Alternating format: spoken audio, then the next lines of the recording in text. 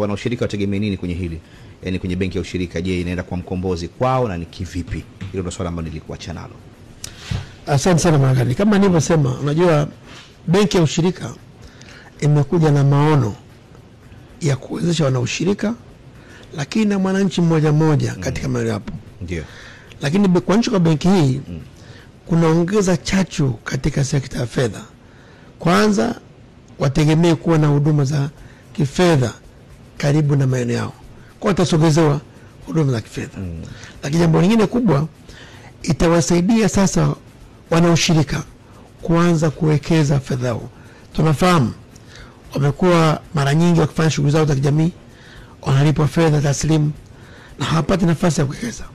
Lakini benki hii kuwa karibu nao, watajitahidi kuwekeza fedha zao na kuweza amana ambazo zitawasaidia baadaye. Lakini jambo lingine kubwa, benki hii nimesema mwanzoni, inatafsiri falsafa ya ushirika kulingana na mahitaji. Tunaposema ushirika, ni ushirika wa vyama vya kilimo, ushirika wa vyama vya fedha, ushirika wa vyama vingine mbalimbali. Kwa hiyo benki hii itakuwa inatoa huduma zinazoendana na aina ya ushirika.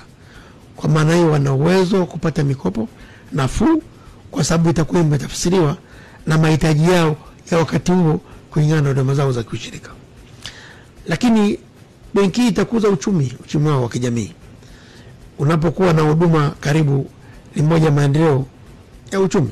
Na nimesema kwanza, ushirika kama chama kitakuwa ni sehemu ya huduma za kifedha.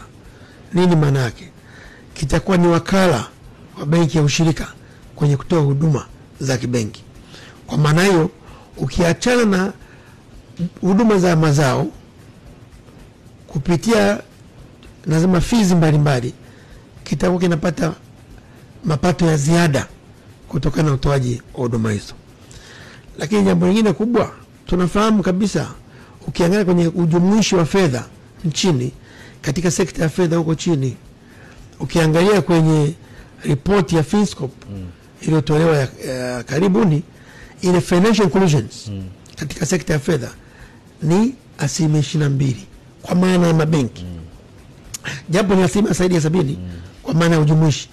Sasa kuanzisha kwa benki ya ushirika inaongeza wigo wa ujumuishi wa huduma za kifedha.